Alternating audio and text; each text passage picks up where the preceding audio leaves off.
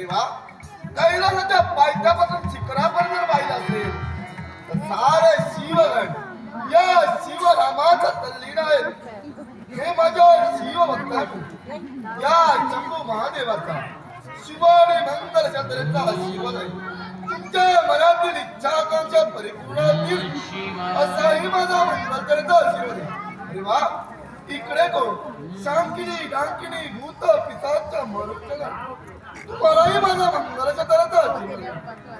अरे वा, बरं नंदी, तू ही मान डोलावू लागस आहे, तुलाही माझा आशीर्वाद आहे.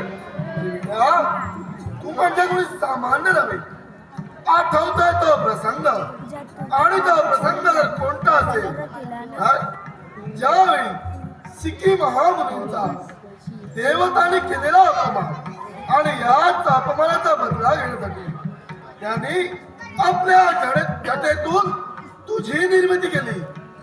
काय आणि कशासाठी असेल तर देवतांनी केलेल्या अपमानाचा बदला घेण्यासाठी, आणि त्याच अपमानाचा बदला घेण्यासाठी साऱ्या देवतांना तू सळो की पळो करून सोडलाय. सारे देव एकसारखे धावू लागले तिकडे तिकडे. शेवटी त्यांचं आगमन झालंय ते या कैलास पर्वतावर, या शंभू महादेवाजवळ. सारे देव माझ्यापाशी आले आणि त्यांचा तू पिच्छा फिरवत कैलास पर्वतावरच तुझा आणि माझा तुझा अशा प्रकारचा युद्ध झाला.